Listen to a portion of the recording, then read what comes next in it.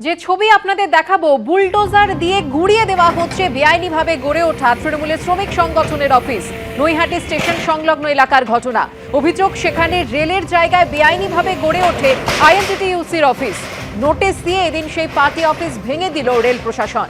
আইএনটিটিইউসির ওই অফিসে নানা অপরাধমূলক কাজ হতো, এমনটাই অভিযোগ স্থানীয়দের।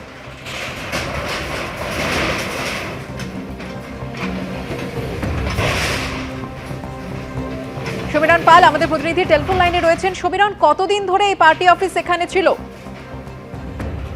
দেখো, তোমাকে বলি যে নৈহাটি স্টেশন সংলগ্ন ঋষি বঙ্কিমচন্দ্র রোড, সেই রেলের সেই জায়গায় বেআইনিভাবে তৃণমূলের শ্রমিক সংগঠনের অফিস ছিল দীর্ঘদিন ধরে, এবং সেখানে সন্ধে নামলেই অপরাধমূলক কাজকর্ম চলত। এলাকার মানুষের দীর্ঘদিনের অভিযোগ ছিল, যেহেতু রাজ্যে তৃণমূলের সরকার ছিল, বারবার স্থানীয় প্রশাসনকে বলেও স্থানীয় বাসিন্দারা কোনো সুরাহা করতে পারেননি।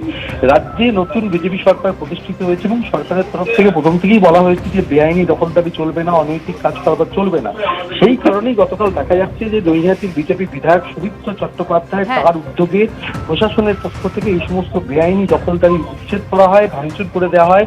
এখানে বুলডোজার চালিয়ে রীতিমতো সমস্ত পার্টি অফিস ভেঙে ফেলা হয় গতকাল, এবং এই সমস্ত দলীয় কার্যালয় বেআইনিভাবে গজিয়ে ওঠা নির্মাণগুলো ভেঙে ফেলায় এলাকার মানুষ খুশি। ধন্যবাদ সমীরণ।